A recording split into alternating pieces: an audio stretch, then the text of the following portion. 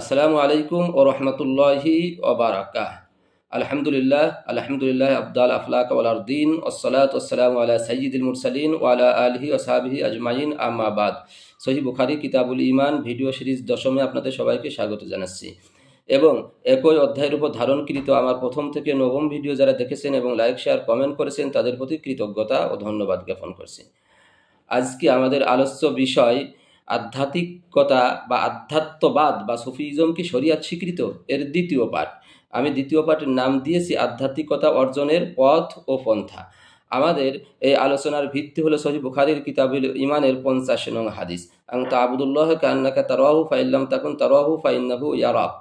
অর্থাৎ তুমি এমনভাবে আল্লাহর ইবাদত করবে যেন আল্লাহ তাআলাকে দেখছো, আর সেটি যদি সম্ভব না হয় তাহলে অবশ্যই আল্লাহ তাআলা তোমাকে দেখছেন এটি কল্পনা করবে। তো এর উপর আমরা গতকাল আলোচনা করেছিলাম। আজকে এর উপর ব্যাখ্যামূলক সহিহ বুখারীর অন্য অধ্যায় থেকে আরেকটি হাদিস, সহিহ বুখারীর 6502 নং হাদিসটি আমরা উপস্থাপন করব ইনশাআল্লাহ। তো পথ ও পন্থা হিসেবে হাদিসে কুদসি হযরত আবু হুরায়রা রাদিয়াল্লাহু তাআলা আনহু বলেন, রাসূলুল্লাহ সাল্লাল্লাহু আলাইহি ওয়াসাল্লাম বলেছেন, মহান আল্লাহ তাআলা বলেন, মান আয়াদ আলী ওয়ালিয়ান ফাকাদ আযানতুহু বিল হারব। যে আমার কোনো অলি বা বন্ধু বান্দার সাথে শত্রুতা করে আমি তার সাথে যুদ্ধ ঘোষণা করি। হলো হাদিসের প্রথম অংশ। দ্বিতীয় অংশ, একজন ব্যক্তি কিভাবে বন্ধু বা অলি হতে পারে সে সম্পর্কে বলা হয়েছে। আল্লাহ তাআলা বলেন, ওমা তাকাররাবা ইলাইয়া আবদি বিশাইইন আহাব্বা ইলাইয়া মিম্মা আফতারাদতু আলাইহি। একজন বান্দা অলি হওয়ার জন্য বা আমার বন্ধু হওয়ার জন্য যে সমস্ত কাজ করে তার ভিতর আমি যেগুলি ফরজ করেছি সেইগুলি আমার নিকট সব থেকে বেশি প্রিয়। ওমা ইয়াজালু আবদি এরপরে ফরজগুলি করার পরে যখন সে ওমা ইয়াজালু আবদি ইয়াতাকাররাবা ইলাইয়া বিন নওয়াফিল, যখন সে কিছু নফল আদায় করে হাত্তা ইউহিব্বাহু, আমি তাকে ভালোবাসা শুরু করে দিই, ভালোবেসে ফেলি। এরপরে তৃতীয় অংশে আল্লাহ তাআলা ভালোবেসে ফেললে কি ফলাফল হয় সেই সম্পর্কে বলা হয়েছে। আল্লাহ তাআলা বলেন, ফাইদা আহবাবতুহু, আমি যখন তাহাকে ভালোবেসে ফেলি, কুনতু সামআহুল্লাযী ইয়াসমাউ বিহি, আমার কান হয়ে যায় তার কান, যে কান দিয়ে সে শোনে। ও বাসারাহুল্লাযী ইউবসিরু বিহি, আমার চক্ষু হয়ে যায় তার চক্ষু, যে চক্ষু দিয়ে সে দেখে। ওয়াদাহুল্লাতি ইউবতিশু বিহা, আমার হাত হয়ে যায় তার হাত, যে হাত দিয়ে সে ধরে। ওয়ারিজলাহুল্লাতি ইয়ামশি বিহা, আমার পা হয়ে যায় তার পা, যেটা দিয়ে সে চলে। ফাইন সাআলানি লা উতিয়ান্নাহু, এবং এই পর্যায়ে সে যা আমার কাছে চায় আমি তাকে তাই দিয়ে দিই।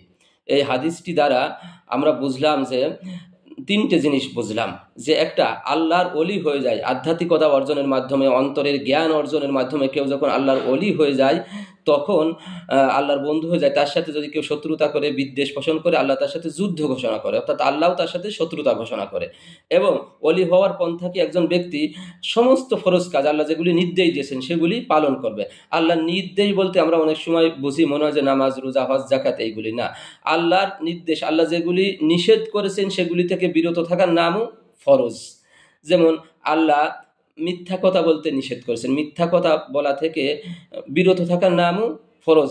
এমনকি এইগুলি হচ্ছে বড় ফরজ।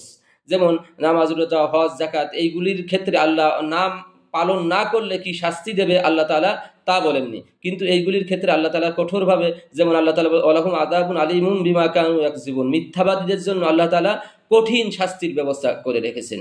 মানুষের গীবত শেকায়েত করা না করা ফরজ। যেমন আল্লাহ তাআলা বলেছে ওয়াইলুল লিকুল্লি হুমাযাতিল লুমাযা, যে মানুষের সামনে বা পিছনে গীবত শেকায়েত করে, নিন্দাবাদ করে, আল্লাহ তার জন্য কঠিন জাহান্নামের ব্যবস্থা করে রেখেছেন। এমনভাবে এরকম আমরা সহিহ বুখারীর কিতাবুল ঈমান থেকে এর আগে যে বিষয়গুলি আলোচনা করেছি মানুষের অধিকারের সাথে পড়ে, সেইগুলি করা বা তার থেকে বিরত থাকা হচ্ছে বড় ফরজ। এগুলি যদি আমরা পালন করি তাহলেই আমরা আল্লাহর অলি হয়ে যেতে পারবো। এবং সুফিজমের উপর যে সমস্ত কিতাব লেখা, যেমন ইমাম গাজালি রহমতুল্লাহ আলাইহির যত কিতাব লেখা, এইগুলিই লেখা যে মানবিকতার পক্ষে, মানবতার পক্ষে আল্লাহ তাআলা, আল্লাহ রসুল যত কথাগুলি বলেছে সেগুলি পালন করা বা সেগুলি থেকে বিরত থাকা, এগুলি বড় ফরজ। এগুলি যদি আমরা করতে পারি তাহলে আমরা প্রত্যেকেই এক একজন আল্লাহর অলি হয়ে যাব। আল্লাহ তাআলা এবং আমাদেরকে সেই পাওয়ার দিবেন যে আমাদের হাতকে তার হাত বানিয়ে দেবে। আল্লাহ তাআলার হাত যদি কারোর হাত হয়ে যায়, সে তো এখানে বসেও আমেরিকার একটা জিনিস ধরতে পারবে। আল্লাহ তাআলার চক্ষু যদি কারোর চক্ষু হয়ে যায়, সে তো এখানে বসে সারা দুনিয়ায় কি হচ্ছে সব দেখতে পাবে। আল্লাহ তাআলার পা যদি কারোর পা হয়ে যায়, সে তো এখান থেকে এক পা বাড়িয়ে সৌদি আরবও চলে যেতে পারবে।